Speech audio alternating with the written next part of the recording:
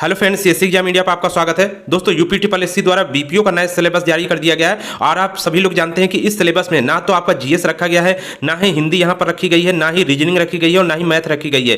केवल 3 यहाँ पर आपके भाग रखे गए हैं, जिसमें एक में आपका पंचायती राज है और दूसरे में आपका कंप्यूटर है और तीसरे में आपका यूपी जीके है। देखिए, यहाँ पर सबसे ज्यादा जो मार्क्स का आपका है वो पंचायती राज व्यवस्था है। लगभग 65 मार्क्स यहाँ पर आपका इससे क्वेश्चन आपको डायरेक्ट देखने को मिलेंगे। इसके अलावा यहाँ पर 15 नंबर की आपकी कंप्यूटर से क्वेश्चन आएंगे और 20 नंबर का यूपी जीके आएगा। तो 100 क्वेश्चन आपके 100 नंबर के यहाँ पर होने वाले हैं। 100 नंबर का आपका पेपर रहने वाला है। तो यहाँ पर हम लोग पंचायती राज व्यवस्था शुरू कर रहे हैं और देखिए दोस्तों, यहाँ पर हम लोग थोड़ा पढ़ेंगे और सॉलिड पढ़ेंगे। देखिए, यहाँ पर बड़े बड़े स्मार्ट बोर्ड पे आपका जो पढ़ाया जाता है, लॉन्ग वीडियो होते हैं, लगभग 1 से 2 घंटे का सब वीडियो रहता है और उसमें से जो निचोड़ निकल कर आता है मात्र 15 से 20 मिनट का आपका जो पॉइंट लिखने का जो होता है, मात्र 15 से 20 मिनट का ही उसमें से निचोड़ निकल कर आता है। तो हम लोग ज्यादा लॉन्ग वीडियो के चक्कर में नहीं पढ़ेंगे। यही पॉइंट हम आपको यहाँ पर शॉर्ट वीडियो में आपको पूरा समझाने का प्रयास करेंगे और इस वीडियो को इस तरह अरेंज किया गया है कि आप इतनी ही जानकारी से आप पूरा का पूरा यहाँ पर चीजें समझ जाएंगे और कोई भी क्वेश्चन आता है आपके एग्जाम में तो आप उसको आसानी से कर लेंगे। दोस्तों, यहाँ पर हम ये डेमो क्लास आपके लिए लेकर आए हैं और यहाँ पर हम जो चीजें चैप्टर 1 में पढ़ेंगे पंचायती राज व्यवस्था के अंतर्गत, वो चीजें हम लोग देख लेते हैं क्या क्या चीजें पढ़ेंगे। सबसे पहले आपका पंचायती राज व्यवस्था क्या है वो देखेंगे। भारतीय संविधान में पंचायती राज का विवरण जो दिया गया उसको देखेंगे। ब्रिटिश काल में पंचायती राज व्यवस्था किस तरह की थी वो देखेंगे। पंचायती व्यवस्था हेतु गठित समितियां, जो क्योंकि पहले समितियां आपकी बनाई गई थी पंचायती राज व्यवस्था को लाने के लिए, उसके बाद फिर संविधान में इसका क्या है दर्जा दिया गया, ये देखेंगे। वर्तमान में पंचायती राज व्यवस्था किस स्तर का वो देखेंगे। पंचायती राज के क्या कार्य होते हैं, पंचायती राज का महत्व, ये सभी चीजें यहाँ पर हम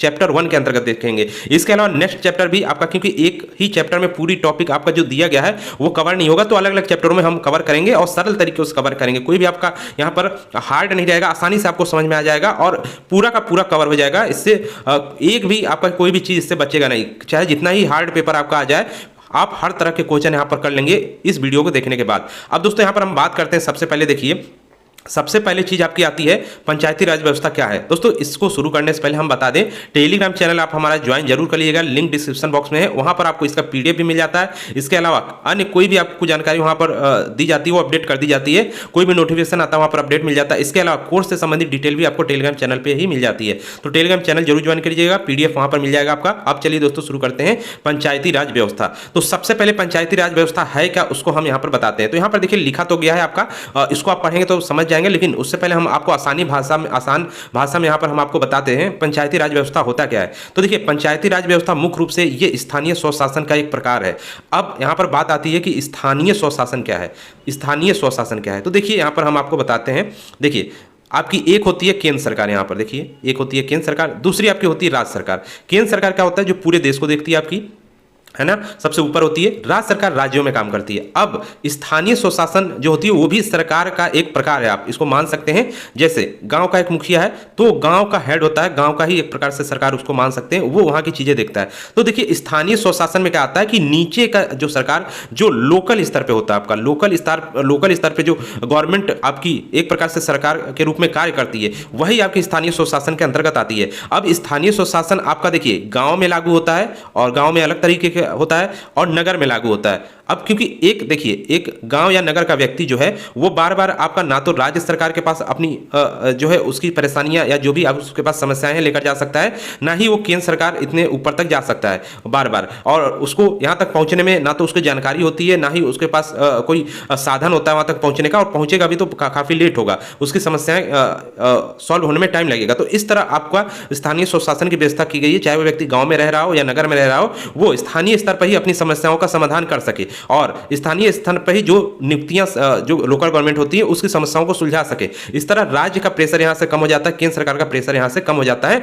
व्यक्तियों पर जो भी समस्याएं बनती। तो दोस्तों, जो लोकल स्तर पर आपकी सरकार वर्क करती है उसी को स्थानीय स्वशासन के रूप में जाना जाता है। ये गांव में वर्क करती है और नगरों में वर्क करती है, दोनों का अलग अलग यहां पर वर्क रहता है और दोनों अलग अलग यहां पर नियुक्तियां होती हैं। गांव में देखिए 3 स्तर जो होता है वो आपका सबसे निचले स्तर पर आपका जो आता है वो ग्राम पंचायत आपका आता है, ध्यान रखिएगा। उसके ऊपर जो होता है वो पंचायत समिति होती है। ग्राम पंचायत आपका देखिए जो गांव होते हैं उसका जो हेड होता है मुखिया, वो उसका देखरेख करता है और गांव के लिए ग्राम पंचायत होती है। उसके अलावा आपका पंचायत जो समिति होती है, पंचायत समिति, वो ब्लॉक स्तर पे आपकी वर्क करती है।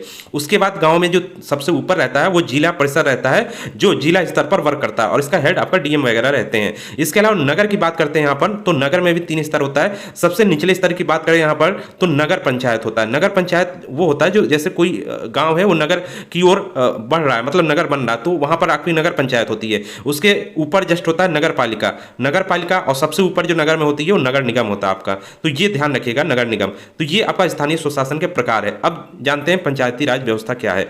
मुख्य रूप से आप तो समझ गए होंगे, पंचायती राज जो लागू होता है वो गांव में लागू होता है। ये मान के चलिए आपको गांव का पूरा पढ़ना है यहाँ पर। नगर निगम और नगर से इसका कोई लेना देना नहीं है। हालांकि उसके भी अनुच्छेद हम लोग देखेंगे, नगर पालिका जिसको कहा जाता है उसके चीजें भी हम यहाँ पर देखेंगे। नेक्स्ट यहाँ पे देखिए पंचायती राज व्यवस्था क्या है। तो पंचायती राज व्यवस्था देश के ग्रामीण क्षेत्रों में कार्य करने वाली शासन की प्रणाली है। भारत एक कृषि प्रधान देश है और देश की 80 से 90% जनसंख्या हमारे गांव में निवास करती है। जब भी हम ग्रामीण क्षेत्र की बात करते हैं तो ग्राम पंचायत या पंचायत समिति का जिक्र जरूर होता है। तो सबसे निचले स्तर पर क्योंकि ग्राम पंचायत होती है तो वहीं से शुरुआत हो जाती है आपकी क्या है, स्थानीय स्वशासन या लोकल गवर्नमेंट की। कोई भी एक गाँव का व्यक्ति है वो सबसे पहले अपनी समस्या लेकर गाँव के मुखिया के पास ही जाएगा, फिर उसके ऊपर आपके स्तर जो होते हैं उसके ऊपर जाएगा, फिर उसके ऊपर जाएगा, इस तरह होता है। तो निचले स्तर पर ही समस्या यदि निपट जाती है तो ऊपर जाने की जरूरत नहीं पड़ती। ऊपर का प्रेशर ज़्यादा वहाँ समस्याएं ऊपर नहीं जाती हैं, तो ऊपर क्योंकि काफ़ी प्रेशर रहेगा तो ऊपर की सरकार सही से वर्क नहीं कर पाएगी। और एक गांव का जो क्योंकि लोकल नियुक्तियां यहाँ पर होती हैं, गांव का मुखिया जो होता है उसी लोकल यानी उसी क्षेत्र का होता है, तो वो समस्याओं को जानता है। अब जो ऊपर स्तर पर व्यक्ति रह रहे हैं, जैसे अब मुख्यमंत्री जैसे हो गए, राज्य के हेड जो होते हैं, राज्य के मुख्यमंत्री हो गए, वो एक लोकल व्यक्ति की समस्याओं को उतने अच्छे से नहीं समझते हैं जितने अच्छे से एक वहाँ का जो मुखिया है वो जानता है। क्योंकि वो जानता है वो व्यक्ति कहाँ उस गाँव में कहाँ पर रहता है और वो किस तरह का है, वो सब जानते हैं। तो उसकी समस्याएं आसानी से निपटाई जा सकती हैं। वही समस्या यदि ऊपर स्तर पर लेकर जाए तो पहले समस्या समझने में टाइम लगता है, उसके बाद फिर निपटान होता है और वो व्यक्ति इतनी जल्दी ऊपर तक पहुंच भी नहीं पाता। तो ये पंचायती राज व्यवस्था आपका यहाँ पर है।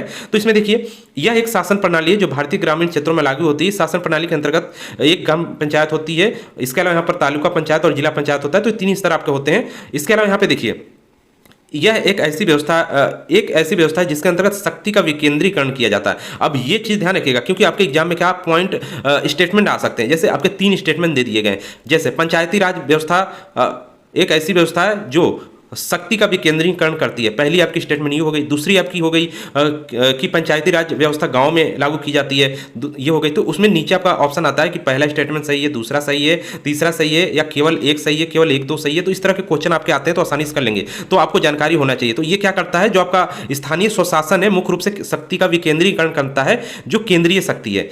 स्थानीय स्वशासन में आपका ये पंचायती राज भी आ जाता है। तो ये भी आपका क्या करता है, शक्ति का विकेंद्रीकरण करता है। विकेंद्रीकरण का मतलब जैसे राज्य सरकार एक केंद्रीकृत हो गई राज्य के लिए, लेकिन उसके निचले स्तर पर आपने किसी और को पावर दे दिया कि वो नीचे के जो क्षेत्र हैं उनको देखे, छोटे छोटे क्षेत्र को। तो अब क्या किया, राज्य पे प्रेशर कम होके इन जो यहाँ पर छोटे छोटे आपके जो क्षेत्र हैं, यहाँ पर जो यहाँ पर निकाय जो नियुक्त की जाती है वो उसको देखती है। तो यह क्या हो गया, शक्ति का विकेंद्रीकरण हो गया। पूरी की पूरी शक्ति राज्य सरकार के पास मतलब नहीं है इसकी, तो नीचे की चीज वो लोग देखते हैं। तो इस तरह शक्ति का विकेंद्रीकरण होता है। सत्ता तथा प्रशासनिक शक्तियों को विभिन्न क्षेत्रों में विभाजित किया जाता है। शक्ति के विकेंद्रीकरण किया जाता है ताकि विकास योजनाओं को राष्ट्र के प्रत्येक क्षेत्र तक क्रियान्वित किया जा सके। ये होता है क्योंकि निचले स्तर पर, अब क्योंकि ऊपर से कोई योजना आ रही है, निचले स्तर पर कौन लागू करवाएगा, गांव का जो होगा प्रधान होगा या जिले का डीएम वगैरह होते हैं वो आपके लागू करवाते हैं। लेकिन अगर डायरेक्ट ऊपर से कोई भी व्यक्ति डायरेक्ट योजना जो राज्य सरकार की है डायरेक्ट पूरे निचले व्यक्ति तक नहीं लागू की जा सकता जब तक कि नीचे कोई निकाय वर्क ना कर रही हो। ऊपर योजना फिर उसको देखेगा नहीं, नीचे देखने वाला कोई नहीं होगा, तो योजना का लाभान्वित क्या है कि लाभ छोटे मतलब जो निचले स्तर पर व्यक्ति उसको नहीं मिल पाएगा, इसलिए इनकी व्यवस्था की गई है। अब यहाँ पे देखिए मुख्य रूप से देखिए पंचायती राज मंत्रालय हर साल 24 अप्रैल को यहाँ पर क्या होता है, पंचायती राज दिवस के रूप में मनाया जाता है। क्यों 24 अप्रैल को मनाया जाता है, क्योंकि इसी दिन आपका 73वां संविधान संशोधन हुआ था और 73वां संविधान संशोधन विधेयक राष्ट्रपति द्वारा स्वीकार कर लिया गया था। इसलिए 24 अप्रैल को यहाँ पर पंचायती राज दिवस के रूप में मनाया जाता है। ये क्वेश्चन आपका आ सकता है, काफी एग्जाम में आया हुआ है।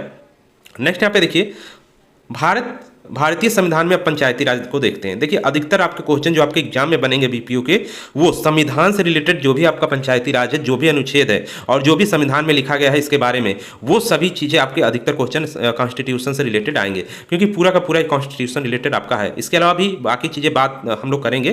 तो देखिए स्थानीय स्वशासन शासन की व्यवस्था है जो निचले स्तर पर प्रशासन के लोगों की भागीदारी सुनिश्चित कर उनकी समस्याओं को समझने तथा उनके हल करने का प्रयास करता है। इस प्रकार स्थानीय स्वशासन की एक व्यवस्था एक और लोकतांत्रिक विकेंद्रीकरण सुनिश्चित करती है, दूसरी ओर आम जनता को स्वयं अपनी समस्याओं का हल का मार्ग प्रस्तुत करती है। तो ये आपका यहाँ पर पंचायती राज है। नेक्स्ट यहाँ पे देखिए महात्मा गांधी ग्राम स्वराज के पक्षधर थे। भारत गांव का देश है, अतः गांवों का विकास होना चाहिए, ये महात्मा गांधी का मानना था। लेकिन यहाँ पर अंबेडकर क्या थे, वो इसको विरोधी थे। वो विरोधी इसलिए मानते थे कि वो सोचते थे कि अगर गांव में ही पूरा प्रशासन दे दिया जाए तो ऊपर ये क्या होगा कि यहीं पे लोग अपना क्या करेंगे, अधिकार कर लेंगे और ऊपर के लोगों को नहीं सुनेंगे। तो इस तरह ये विरोध कर रहे थे, जबकि ऐसा कुछ नहीं होता है। इसके अलावा वो पंचायतों के संकीर्णता और पिछड़ेपन का प्रतीक मानते थे। पंचायत को ये क्या मानते थे कि वो पिछड़ेपन है, वो अगर रहेगा तो वो लोग अपने हिसाब से विकास नहीं कर पाएंगे। जिस हिसाब से आपका राज्य सरकार उनका विकास करेगी या ऊपर की जो आपकी निकाय है वो विकास करेगी, खुद वहाँ का जो आपका पंचायत है या उसका मुखिया वो उसका विकास नहीं कर पाएगा। ये इनका मानना था अम्बेडकर का। इसके अलावा यहाँ पर देखिए पंचायतें सामाजिक व समानता की राह में बाधक बन सकती है, ये अम्बेडकर का मानना था। शायद यही कारण है कि संविधान निर्माण के समय पंचायती राज व्यवस्था को टाल दिया गया, लेकिन क्योंकि संविधान इन्होंने ही लिखा था तो उसमें पंचायती राज व्यवस्था का कोई जिक्र नहीं किया गया था। लेकिन गांधी जी की भावनाओं को आदर दिखाते हुए अनुच्छेद 40 के अंतर्गत, अब अनुच्छेद 40 कहां पर है, राज्य के नीति निर्देश सिद्धांत में आपको ये देखने को मिलेगा, इसमें स्थान दे दिया गया। उसमें लिखा गया अनुच्छेद 40 में कि ग्राम पंचायतों का गठन राज्य सरकार का क्या है, कर्तव्य है। अनुच्छेद 40 में ग्राम पंचायतों का गठन करने के लिए राज्य सरकार कदम उठाएगा और एक स्वायत्त शासन के इकाई के रूप में उसको क्या करेगा, बनाएगा। स्वायत्त का मतलब है कि अब वहां पे सरकार उसको डायरेक्ट हैंडल नहीं करेगी, वो आप स्वतंत्र रूप से वो कार्य करेगा। जो आपका पंचायती राज है या स्थानीय स्वशासन है वो स्वतंत्र रूप से आपका कार्य करेगा। वहां का जो भी मुखिया वगैरह है वो अपना वहां पर निर्णय स्वयं लेगा, जो भी समस्याएं होंगी उसको सुनेगा, निर्णय स्वयं लेगा। ऊपर से कोई बाधा यानी कोई उसको क्या होगा, रोकेगा टोकेगा नहीं। इस तरह इसको क्या हो गया, एक स्वायत्त इकाई के रूप में गठन किया गया है। साथ ही स्थानीय स्वशासन को संविधान की 7वीं अनुसूची की सूची राज्य 2 में राज्य सूची में स्थान दिया गया है। यानी ये आप पूछा जाए कि ग्राम पंचायत किसका विषय है, केंद्र का विषय है, राज्य का विषय है या जो दोनों समवर्ती विषय है, तो आपका किसमें आएगा, राज्य का विषय है, ये ध्यान रखिएगा। नेक्स्ट यहाँ पे देखिए 73वां और 74वां संविधान संशोधन हम लोग देख लेते हैं, क्योंकि संविधान की यहाँ पर बात हम लोग कर रहे हैं। तो 73वां और 74वां संविधान संशोधन देख लेते हैं। तो यहाँ पर देखिए मुख्य रूप से हमको पढ़ना क्या है, मुख्य रूप से हम लोग को पढ़ना है 73वां संविधान संशोधन, क्योंकि यही आपका क्या है, पंचायती राज से संबंधित है और हम लोग को पंचायती राज ही पढ़ना है। लेकिन क्योंकि हम लोग पूरा जानकारी यहाँ पर रखेंगे तभी अच्छी रहेगी हम लोगों के लिए, समझ के लिए। तो इसीलिए 74वां संविधान संशोधन, इसमें क्या है कि जो आप नगर स्तर पे जो आपकी सरकार वर्क करती है, नगर पालिका नगर निगम, उसको 74वां संविधान संशोधन में रखा गया। तो इन दोनों को यहाँ पे देख लेते हैं, हालांकि मेन यहाँ पर आपका 73वां ही है। तो देखिए क्या हुआ, प्रधानमंत्री श्री नरसिम्हा राव के कार्यकाल में 19वां और 74वां संविधान संशोधन हुआ। पंचायत 73वें द्वारा पंचायत को जोड़ा गया और 74वां द्वारा आपका क्या किया गया, नगर पालिका को जोड़ा गया और संविधान में इसको दर्जा दे दिया गया, यानी संविधान में ऐड कर लिया गया। नेक्स्ट यहाँ पे देखिए जो आपकी सूचियां होती हैं, सूचियां में यहाँ पर 11वीं सूची में आपकी पंचायती राज यानी कि पंचायत को जोड़ा गया और 12वीं में नगर पालिका को जोड़ा गया। और इसके अलावा यहाँ पर किस में जगह दिया गया, भाग 9 में। भाग 9 में क्या है, आपका पंचायती राज है। भाग 9 में अनुच्छेद 243 से लेकर 243 क से 243 तक आपका यहाँ पर पूरा पंचायती राज के विषय में ही पूरी जानकारी यहाँ पर दी गई है संविधान में। इसके अलावा भाग 9 में भाग 9 क में अनुच्छेद 243 से 243 तक, इसमें आपका नगर के लिए नगर पालिका की पूरी जानकारी दी गई है। तो हम लोग का मेन क्या है, भाग 9 है, अनुच्छेद 243 से 243 तक। ये आपका ये इंपॉर्टेंट है, आपको यही पंचायती राज के बारे में ही पढ़ना है। अब देखिए 11वीं अनुसूची आती है, यानी कि अगर बात करें पंचायती राज की तो आप कहेंगे भाग 9 अनुच्छेद 243 हो गया और 11वीं अनुसूची की यदि बात आती है तो, और 12वीं में क्या है, इसमें नगर पालिका है, तो ये ध्यान रखिएगा। इसके अलावा इस संविधान में स्थानीय स्वशासन की बात करते हैं तो पंचायत आपका भाग 9 अनुच्छेद 243 का से 243 तक, और ये 73वां संविधान संशोधन। 3 चीजें आपको यहाँ पे ध्यान रखनी है। बाकी नगर पालिका आप इसको ध्यान नहीं भी रखते हैं, हालांकि इसको भी आपको ध्यान रखना चाहिए क्योंकि क्वेश्चन घुमा के कुछ भी आ सकता है। नगर पालिका से तो नहीं आएगा, लेकिन इस ये पंचायत में ही आपको घुमा के यहाँ पर दिया जा सकता है। यहाँ पर जो ग्राम पंचायत है इसी में घुमा पे को ये पॉइंट भी रखा जा सकता है और इसमें आपका आ जाता है भाग 9 का आ जाता है। बाकी 9 में आप इसको ध्यान रखिएगा, 9 का में नगर पालिका को। 11वीं अनुसूची किसके लिए, पंचायतों के कार्य क्षेत्र हैं और कितने विषय हैं, 29 विषय रखे गए हैं। देखिए जो आपकी सूचियाँ ऐड की गई हैं, 12 सूचियाँ हैं अनुसूचियाँ, तो 12 अनुसूचियाँ में 11वीं अनुसूची जो है वो आपकी पंचायत यानी यहाँ पर ग्राम पंचायत को व्यक्त करती है या पंचायती राज को व्यक्त करती है, जिसमें 29 विषय रखे गए हैं जिस पे कानून आपके बनाए गए हैं। 12वीं अनुसूची में क्या नगर पालिका को रखा गया जिसमें 18 विषय रखे गए हैं। बात करते हैं यहाँ पर देखिए इंग्लिश वर्जन की, तो यहाँ पर भाग 9 आता है आपका और 243 से 243 ए से ओ तक आपका पंचायती राज यहाँ पर आता है। तो हिंदी और इंग्लिश दोनों में ध्यान रखिएगा, क्योंकि हिंदी में आएगा तो ये आपका क लिखा रहेगा, ख लिखा रहेगा, और इंग्लिश में आएगा तो 243 ए इस तरह लिखा रहेगा आपका, तो दोनों को ध्यान रखिएगा। नेक्स्ट यहाँ पर अब देखते हैं पंचायती राज प्रणाली। अब पंचायती राज प्रणाली जो है उसको देखते हैं यहाँ पर। तो 73वें और 74वें संविधान संशोधन तो आपने यहाँ पर देख लिया। अब देखिए यहाँ पर अनुच्छेद 243 क के अनुसार क्या दिया गया है, अब यहाँ पर अनुच्छेद एक एक जब आप पढ़ेंगे तभी आप सही से आपको जो भी क्वेश्चन आता है उसको कर पाएंगे, और काफ़ी इजी वे में हम यहाँ पर आपको पूरी चीज़ें बता देंगे। 243 क में क्या लिखा गया है? राज्य विधानमंडल को ग्राम पंचायतों के गठन और उनकी शक्तियों के कृत्यों के लिए कानून बनाने का अधिकार दिया गया। किसको दिया गया? राज्य विधानमंडल को। अब विधानमंडल क्या है? देखिए, ऊपर आपकी संसद होती है केंद्र सरकार के लिए, यानी केंद्र सरकार जो यहाँ पर कानून नियम कानून बनाती है अपनी संसद के थ्रू बनाती है, जबकि राज्य सरकार अपने नियम कानून किसके द्वारा बनाती है? विधानमंडल के द्वारा, राज्य विधानमंडल के द्वारा। अब देखिए, संसद किससे मिलकर बनी होती है? लोकसभा, राज्यसभा, दो मेन होते हैं यहाँ पर। राष्ट्रपति के सिग्नेचर आवश्यक होता है उसमें, जो भी विधेयक पारित होते हैं। और विधानमंडल किससे मिलकर बनी होती है? एक आपकी विधानसभा होती है, विधानसभा, और दूसरी आपकी विधान परिषद होती है। तो ये दो से मिलकर होती है, और राज्यपाल ऊपर इसके ऊपर होता है। तो दो चीजें से आपके मिलकर बनी होती है, विधानसभा और विधान परिषद राज्य में। तो इसको ध्यान रखिएगा। तो विधानमंडल यानी कि दोनों से, विधानमंडल क्या होता है? राज्य में आपका होता है। किसी किसी यहाँ पर क्या होता है? स्टेट में केवल विधानसभा होती है, विधान परिषद नहीं होती है। दोनों को मिला के यहाँ पे विधानमंडल कहा जाता है। अब देखिए, विधानमंडल क्या करती है? इसका कानून और नियम कौन बनाता है? शक्तियां और कृत्यों के लिए कानून बनाने का अधिकार किसको दिया गया है? यानी पंचायत राज के लिए, पंचायती राज के लिए जो भी नियम कानून बनाएगा कौन? राज्य विधानमंडल बनाएगा। ध्यान रखिएगा, यहाँ पर संसद नहीं बनाएगी। इसके अलावा अनुच्छेद 243(6) के अनुसार क्या दिया गया है? राज्य विधानमंडल पंचायतों को ऐसी शक्तियां और अधिकार प्रदान करेगा जो उन्हें स्वायत्त शासन की संस्थाओं के रूप में कार्य करने के लिए समर्थ बनाने के लिए आवश्यक हो। शक्तियां भी कौन देगा? राज्य विधानमंडल ही इनको देगा। उस पर कानून भी कौन बनाएगा? राज्य विधानमंडल ही बनाएगा। उस विधानमंडल यानी कानून बनाने की शक्ति भी इसी को प्राप्त है, और शक्ति देने की शक्ति किसको देने की? पंचायती राज को शक्ति देने की शक्ति भी इसी को प्रदान है। ध्यान रखिएगा। नेक्स्ट यहाँ पे देखिए, यहाँ पर कई अनुच्छेद आपके हैं। तो जो भी आपके अनुच्छेद है, टोटल कंप्लीट आपका कोर्स जो है उसमें पूरा ये आपका सॉलिड यानी पूरा विस्तृत रूप से उसमें पढ़ाया जाएगा। आप कोर्स के साथ जुड़ सकते हैं। कोर्स की जानकारी वीडियो के अंत में आपको दी गई है। नेक्स्ट यहाँ पे देखिए, ब्रिटिश काल में पंचायती राज के बारे में जानते हैं। तो ब्रिटिश काल में देखिए 1880 से 1884 के मध्य जो लॉर्ड रिपन का कार्यकाल रहा है वो पंचायती राज का स्वर्णकाल माना जाता है। 1882 में उन्होंने स्थानीय स्वशासन संबंधी प्रस्ताव देकर स्थानीय निकायों को बढ़ावा देने का कार्य किया। इसलिए लॉर्ड रिपन को भारत में स्थानीय स्वशासन का जनक माना जाता है। तो ये पॉइंट जरूर ध्यान रखिएगा, इंपॉर्टेंट है, कई एग्जाम में आया है, और ये मुख्य रूप से आपका पंचायती राज से रिलेटेड ही आपका पूरा टॉपिक है। तो ये क्वेश्चन आपका आ सकता है। अब देखिए, 1919 में भारत शासन अधिनियम के तहत देश के सभी प्रांतों में दोहरे शासन व्यवस्था लागू कर दिया गया। तो ये जो आपका अधिनियम है 1919 का, ये ध्यान रखिएगा, दोहरे शासन की व्यवस्था की गई। इसके अलावा इसके बाद जब हमारा देश आजाद हुआ तो 1957 में योजना आयोग के गठन के साथ ही विभिन्न समितियों के सुझाव के तहत सामुदायिक विकास कार्यक्रम और राष्ट्र सेवा विस्तार कार्यक्रम की योजना शुरू की गई। अब देखिए, यहाँ पर सामुदायिक विकास कार्यक्रम यहाँ पर इंपॉर्टेंट है, क्योंकि इसी के तहत आपका आगे विकास होगा पंचायती राज का। अलग अलग जो समितियां बनाई जाएंगी सामुदायिक विकास कार्यक्रम के तहत, तो ये यहाँ पर इंपॉर्टेंट है। नेक्स्ट यहाँ पे देखिए, पंचायती राज व्यवस्था की शुरुआत देश के पहले प्रधानमंत्री पंडित जवाहरलाल नेहरू ने 2 अक्टूबर 1959 को राज्य के नागौर जिलों में, राजस्थान राज्य के नागौर जिले से की थी। यानी पहला जो आपका जिला जो था वो राजस्थान राज्य का नागौर जिला था, जहां पर पंचायती राज व्यवस्था लागू की गई थी गांव स्तर पर। इसके अलावा परंतु आधिकारिक रूप से पंचायती राज की शुरुआत 11 अक्टूबर 1959 को आंध्र प्रदेश में हुई थी। यानी 1959 में ही 2 राज्य आपके कौन से? एक आपका राजस्थान हो गया, दूसरा आपका आंध्र प्रदेश हो गया। इन दोनों में क्या पंचायती राज व्यवस्था लागू कर दी गई। ध्यान रखिएगा, यहाँ पर 1959 याद रखिएगा, और 2 अक्टूबर राजस्थान और 11 अक्टूबर आपका आंध्र प्रदेश। नेक्स्ट यहाँ पे देखिए, पंचायती राज व्यवस्था के गठन हेतु विभिन्न समितियां जो हैं, ये आपके टॉपिक में, आपके जो सिलेबस है उसमें टॉपिक ये पूरा साफ साफ दिया गया है, तो इसको पढ़ना बिल्कुल अनिवार्य हो जाता है। अब देखिए यहाँ पर, क्योंकि समितियों के माध्यम से ही आपका संविधान में इसको दर्जा मिला है, तो पहले समितियां आएंगी, उसके बाद आपका यहाँ पर संविधान संशोधन होगा, 73वां संविधान संशोधन, उसके बाद फिर आपका संविधान में इसका दर्जा दे दिया जाएगा पंचायती राज का। तो यहाँ पे देखिए, जो समितियां बनी हैं कौन कौन सी हैं। तो सबसे पहले हम लोग जानते हैं 1920 में ब्रिटिश प्रांतों में पंचायती राज स्थापना के लिए कानून बनाया गया। स्वतंत्रता प्राप्ति के बाद संघीय सरकार ने पंचायती राज एवं सामुदायिक विकास मंत्रालय की स्थापना की। 2 अक्टूबर 1952 को गांवों को आर्थिक विकास एवं सामाजिक सुधार के लिए सामुदायिक विकास कार्यक्रम का प्रारंभ किया गया। हालांकि यह सफल नहीं हो सका। इस कार्यक्रम का उद्देश्य जनसाधारण को विकास प्रणाली से जोड़ना था। यानी पहले प्रयास किया गया कि किसी तरह गाँव में एक मतलब थोड़ा यहाँ पर लोकल स्तर पर सरकार गवर्नमेंट बनाने का पहले प्रयास किया गया था, या यहाँ पर योजना लाई गई थी, लेकिन ये सफल नहीं हो पाई थी उस हिसाब से, परंतु इससे जनसाधारण को पर्याप्त लाभ नहीं हुआ। और ये जो प्रशासनिक तंत्र यानी ऊपर के जो आपके अधिकारी वगैरह थे, ऊपर का जो तंत्र था उसी को इसने मजबूत बनाया, निचले स्तर पर ये वर्क नहीं कर पाया।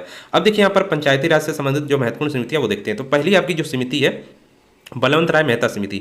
तो सामुदायिक विकास कार्यों की असफलता के कारणों की समीक्षा के लिए 1956 में बलवंत राय मेहता समिति का गठन किया गया। किसकी असफलता की जांच के लिए? सामुदायिक विकास कार्यक्रम जो गांव के लिए यहाँ पर लाया गया था, तो उसकी जांच के लिए यहाँ पर ये बलवंत राय मेहता समिति बनाई गई थी। इस समिति ने 1957 में अपनी रिपोर्ट दे दी। सामुदायिक विकास कार्यों को प्रभावी बनाने के लिए पंचायती व्यवस्था को लागू करने पर बल दिया, जिसे लोकतांत्रिक विकेंद्रीकरण का नाम दिया गया। समिति ने पंचायती राज व्यवस्था को त्रिस्तरीय बनाने का क्या है सुझाव दिया, यानी पंचायती जो व्यवस्था थी आपकी निचले स्तर पर, यानी कि जिले में लागू की जाती है, तो ये जिले में जिला स्तर पर लागू की जाए, यहाँ पर दिया गया है। उसके अलावा ये प्रखंड यानी ब्लॉक स्तर पर आपकी लागू की जाए, और तीसरी आपकी ग्राम यानी कि गांव स्तर पर लागू की जाए। तो 3 स्तर पर इन्होंने लागू करने का निर्देश दिया कि 3 स्तर पर आप लागू करिए पंचायती राज को, जिससे आसानी से निचले स्तर तक भी पूरी चीजें पहुंच सके। तो सबसे निचले स्तर पर ग्राम था, जिसका ग्राम पंचायत था, उसका जो खंड था, खंड के लिए पंचायत समिति की गठन का इन्होंने क्या लिखा था, प्रस्ताव दिया था, और जिला स्तर पर जिला परिषद का गठन का प्रस्ताव दिया था। तो ये क्वेश्चन आ सकता है कि बलवंत राय मेहता समिति ने कितने स्तर पर बनाने का सुझाव दिया था पंचायती राज को? तो 3 स्तर पर। और कौन से स्तर है? तो ग्राम स्तर पर ग्राम पंचायत, खंड स्तर पर पंचायत समिति, और जिला स्तर पर जिला परिषद। ध्यान रखिएगा इसको। राष्ट्रीय विकास परिषद ने 1958 में बलवंत राय समिति के सिफारिशों को अपनी स्वीकृति प्रदान कर दी। किसने स्वीकृति दी? राष्ट्रीय विकास परिषद ने। राजस्थान देश का पहला राज्य बना जिससे पंचायती राज व्यवस्था को लागू किया गया। अब यही वही जो आपके जवाहरलाल नेहरू ने यहाँ पर लागू किया था, अभी आपने ऊपर पढ़ा, 2 अक्टूबर 1959 को राजस्थान पहला राज्य बना जिसमें ये आपका क्या लागू कर दिया गया। देखिए ये आपकी समिति पहले बनी, उसको पहली बार लागू कर दिया गया 1959 में, और नागौर जिले में इसका उद्घाटन किया गया। और उसी वर्ष ये व्यवस्था आपकी आंध्र प्रदेश में भी लागू कर दी गई 11 अक्टूबर के। आपको ने ऊपर अभी पढ़ा इसको, तो ये आपका यहाँ पर हो गया। अब देखिए पंचायती राज से संबंधित अन्य समितियां भी यहाँ पर दी गई हैं। पहले आपकी बलवंत राय मेहता समिति तो हो गई, इनका ईयर जरूर ध्यान रखिएगा, मैचिंग में डायरेक्ट आपका क्वेश्चन यहाँ से आएगा ईयर का। जैसे एक तरफ आपका बलवंत राय मेहता समिति लिखा रहेगा, दूसरी तरफ आपके ईयर लिखे रहेंगे, या तो डायरेक्ट पूछा जा सकता है क्वेश्चन किस ईयर में लाई गई थी, या कब से कब तक इसका ईयर या काल रहा था। दूसरी आपकी अशोक मेहता समिति है, तीसरी जीवी राव समिति है, सीधे सीधे देखिए इसको। चौथी यहाँ पर आपकी सिंधवी समिति है, और उसके बाद 5वीं थुंगन समिति है, 6वीं यहाँ पर गाडगिल समिति है। इन सभी को हम विस्तृत रूप से अपने कंप्लीट कोर्स में कवर करेंगे। नेक्स्ट यहाँ पे देखिए पंचायती राज व्यवस्था का स्तर आप देख लेते हैं, जो अभी वर्तमान में आपका लागू है। 3 स्तर पर आपका लागू है। ग्राम पंचायत जो है ग्राम स्तर पर आपका लागू है, और यहाँ का जो हेड होता है वो सरपंच होता है, सभी को पता हो। और जो गांव में जो लोग रहते हैं उन्हें जो लोग होते हैं इनको चुनते हैं, गांव का ही ये व्यक्ति होता है आपका एक प्रकार से, और इसको मुखिया कहकर संबोधित किया जाता है। पंचायत समिति जो ब्लॉक स्तर पर आपकी वर्क करती है, और इसका जो अधिकारी होता है वो समिति विकास अधिकारी होता है। नेक्स्ट आपका यहाँ पर देखिए जिला परिषद जो होता है इसका अधिकारी मुख्य रूप से आपका डीएम यहाँ पर होता है।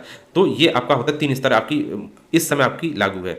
अब देखिए पंचायती राज के कार्य क्या होते हैं उसको देख लेते हैं। मुख्य रूप से यहाँ से भी आपके क्वेश्चन आ सकते हैं, तो इसको हम लोग डिटेल में भी पढ़ेंगे, और यहाँ पर हम आपको बता दे रहे हैं डेमो क्लास क्योंकि आपकी ये है टॉपिक वाइज देख लेते हैं। तो यहाँ पर देखिए प्रशासनिक कार्य, तो प्रशासनिक कार्य में क्या आपका आता है? पंचायत के लिए निर्वहन के लिए कार्यकारी और कार्यपालिका समिति की स्थापना करना। इसमें पंचायती राज नियम और स्थानीय स्तर पर बनाए गए नियमों के अनुसार समाचार पत्रिका और रिकॉर्ड रखना शामिल है। ग्रामीण विकास के कार्य, जैसे ग्रामीण स्तर पर आपके कौन कौन से काम होते हैं? ग्रामीण गाँव की जो भी विकास योजनाएं आती हैं उसको गाँव में लागू करवाना, मॉनिटरिंग करना, सड़क, पानी, स्वास्थ्य, शिक्षा, सामाजिक कल्याण, कृषि, ग्रामीण रोजगार, इन सब की जो देख रेख करता है वो आपका यहाँ पर आपकी पंचायती राज का कार्य है पूरा। 3 स्तर पे जो भी आपके पंचायती राज होते हैं उन सभी का देखरेख ये आपका दिया गया है। अलग अलग होता है, जैसे गांव में जो होता है मुखिया होता है वो सब आपका ये सब देखता है, गांव का देखता है। ब्लॉक स्तर पे ब्लॉक का जो अधिकारी होता है वो देखता है, और जो जिला स्तर पर जिला का डीएम जो होता है वो सब ये चीज़ों को देखता है गाँव में। इसके अलावा यहाँ पर देखिए नगर पालिका के कार्य, ये सब भी, क्योंकि नगर में नगर पालिका होती है तो वो सब कार्य देखता है। क्योंकि हम लोग पूरा पंचायती राज देख ले तो इसमें गाँव को हम लोग ज़्यादा फोकस करेंगे। इसके अलावा पूरे कार्य है कुल मिला के यहाँ पर जो पॉइंट आपका दिया गया है इसको आप देख लीजिएगा पीडीएफ में, आप इसको पढ़ लीजिएगा। कार्य से रिलेटेड हम आपको टॉपिक अलग से भी यहाँ पर पढ़ा देंगे। पंचायती राज व्यवस्था के त्रिस्तरीय गठन ढांचे के तहत नई ग्रामीण सभाओं की स्थापना करना, पंचायती स्तर पर होने वाले चुनाव को निष्पक्ष और पूर्ण समय से पूर्ण कराना। तो ये सब पंचायती राज के कार्य हैं आपके। इसके अलावा यहाँ पर देखिए पंचायतों का गठन और संरचना, यहाँ पर कुछ अनुच्छेद हम पढ़ लेते हैं अभी। 243 ख में क्या दिया गया है? राज्यों में त्रिस्तरीय पंचायती राज व्यवस्था का प्रावधान है। राज्यों में ध्यान रखिएगा, प्रत्येक राज्य में ग्राम स्तर पर ग्राम पंचायत, मध्य स्तर पर मंडल पंचायत तथा जिला स्तर पर जिला पंचायत पर पंचायतों का गठन किया जाएगा। परंतु 20 लाख से कम जनसंख्या वाले राज्यों में मध्यवर्ती स्तर पर पंचायतों का गठन नहीं किया जाएगा। ये आपकी लाइन काफ़ी इंपॉर्टेंट है, और हर कोई ये आपका इतना डिटेल में नहीं पढ़ाएगा कि कितने स्तर पर कौन क्या करना चाहिए। यहाँ पर देखिए जहाँ पर 20 लाख से कम जनसंख्या वाला राज्य है वहाँ पर मध्यवर्ती स्तर पर आपका, यानी कि ये जो बीच वाला है पंचायत समिति या ये आपका ये हट जाएगा, केवल 2 रहेगा आपका, गाँव स्तर और जिला स्तर। ध्यान रखिएगा इसको, ये पॉइंट आ सकता है आपके एग्जाम में, और ये इससे क्वेश्चन भी आ सकता है। इसके अलावा 243 ग में क्या लिखा गया है? पंचायती को संरचना का उपबंध है। राज्य विधानमंडल पंचायतों की संरचना से संबंधित कानून बना सकेगा परंतु पंचायतों के प्रादेशिक क्षेत्र की जनसंख्या और पंचायतों में निर्वाचन द्वारा भरे जाने वाले स्थानों की संख्या के बीच का अनुपात सभी राज्यों में यथासंभव एक ही होना चाहिए। तो ये आपका है। इसके अलावा यहाँ पर देखिए, पंचायतों के सभी स्थान प्रादेशिक निर्वाचन क्षेत्रों से प्रत्यक्ष निर्वाचन द्वारा चुने गए प्रतिनिधियों द्वारा भरे जाएंगे। ग्राम पंचायत के अध्यक्ष का निर्वाचन राज्य द्वारा बनाए, अब यहाँ पर ग्राम पंचायत एक है जो उसका अध्यक्ष जो बनाया जाएगा राज्य द्वारा बनाई गई विधि के अनुसार होगा, जबकि मध्यवर्ती व जिला पंचायतों के अध्यक्ष का निर्वाचन उसके निर्वाचित सदस्यों द्वारा किया जाएगा। अब ये ध्यान रखिएगा पॉइंट, ये जो निर्वाचन होता है जो निचले स्तर पर, निचले का मतलब है जैसे आपके मुखिया का जो चुनाव होता है मुखिया के लिए निचले स्तर पर, वही इसकी बात की जाएगी, वो आपका राज्य निर्वाचन द्वारा। अब देखिए यहाँ पर राज्य निर्वाचन आयोग के बारे में हम लोग पढ़ेंगे नेक्स्ट चैप्टर्स में, आने वाले चैप्टर में राज्य निर्वाचन आयोग के बारे में पढ़ेंगे, क्योंकि देखिए राज्य के चुनाव और मुख्य रूप से आपका पंचायती राज के चुनाव जो होते हैं वो राज्य निर्वाचन आयोग ही कराता है। और जो नीचे है ग्राम पंचायत का जो चुनाव होता है, ग्राम पंचायत का मुखिया के लिए जो चुनाव होता है उसके लिए तो यहाँ पर इसी के द्वारा बनाई गई विधि के अनुसार होगा। मतलब जैसे वोटिंग आपकी होती है 18+ के लिए, यहाँ पर मुख्य रूप से इस तरह वोटिंग होती है, तो ये आपका ग्राम पंचायत के लिए होगा। लेकिन जो आपका मध्यवर्ती स्तर पर है और जिला स्तर पर है उसका जो हेड होता है, उसका जो चुनाव जो होता है वो आपका उन्हीं के द्वारा जो निर्वाचित सदस्य होते हैं उनमें से ही किया जाता है। ध्यान रखिएगा, लोकसभा, राज्यसभा एवं राज्य विधानसभा तथा विधान परिषद के सदस्यों का मध्यवर्ती और जिला पंचायतों में प्रतिनिधित्व राज्य विधानमंडल द्वारा बनाई गई विधि के अनुसार किया जाएगा। तो इसको ध्यान रखिएगा आप लोग, कोई भी डाउट हो तो कमेंट करके पूछिएगा जरूर।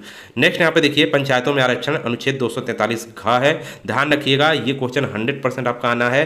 पंचायतों में आरक्षण किस अनुच्छेद के तहत है, या आपका मैचिंग में ये आ सकता है। तो ग्राम पंचायतों में सीधे आरक्षण आपका अनुच्छेद 243। और आरक्षण किस प्रकार से, SC ST का आरक्षण यहाँ पर है, उनकी सीटें भी यहाँ पर मिलेंगी बारी बारी से, जैसे अब 5 साल वो रहें तो 5 साल वो रहेंगे, तो इस तरह आपका है। और 1/3 भाग यहाँ पर महिलाओं की भी सीटें रहती हैं। तो कभी कभी आप देखते होंगे आपके चुनाव जो एरिया में होता है लोकल वाइज, उसमें महिला सीट भी आपकी आ जाती है, चाहे वो नगर निगम का चुनाव हो या मुखिया का चुनाव हो। तो ध्यान रखिएगा, इसको हम डिटेल में आपको कंप्लीट कोर्स में कवर करेंगे। अब यहाँ पर नेक्स्ट चैप्टर जो आपका आएगा वो आपका यूट्यूब पे आएगा, वो आपका देखिए पंचायतों की अवधि उसमें रहेगी।